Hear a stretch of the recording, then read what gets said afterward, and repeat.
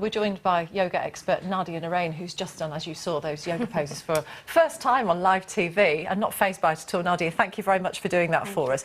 What first attracted you to yoga? A friend of mine took me to a yoga class. I was living in California and I went along, wasn't that into any kind of exercise, and I felt amazing at the end of it. So I kept going back.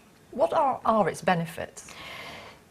Well, there's so many benefits. I think most people come for physical benefits, but then they realise that it's mental benefits and spiritual benefits. A lot of people do Pilates these days instead of yoga, which is also pretty old, but it's nowhere near as old as yoga, of course. What's the real difference? Well, yoga is 5,000 years old, and even though it's 5,000 years old, it still is able to be a modern fad at a time where people need to seek peace and balance and learn the benefits that yoga presents. It looks pretty impossible when you see an expert performing some of these poses and you just think, I'm never going to be able to contort myself like that.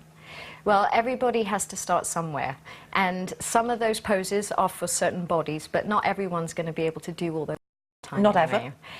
Perhaps not ever for some bodies, but some people think they can't do things, and with the practice, like with anything, they surprise themselves. And how young do you need to be to take it up?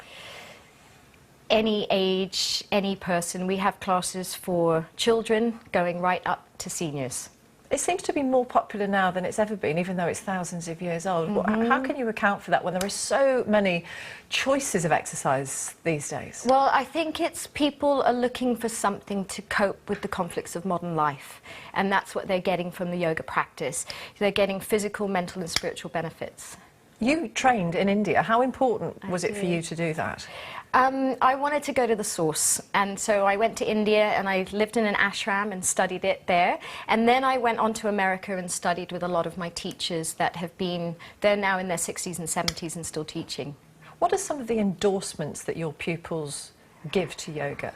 Well, people with anxiety come to yoga, people that find it hard to sleep come to yoga. People that come with physical ailments start coming for those physical ailments, but then realize they get so many more benefits from it. We have classes at our center at Tri Yoga for pregnant women all the way through to the seniors.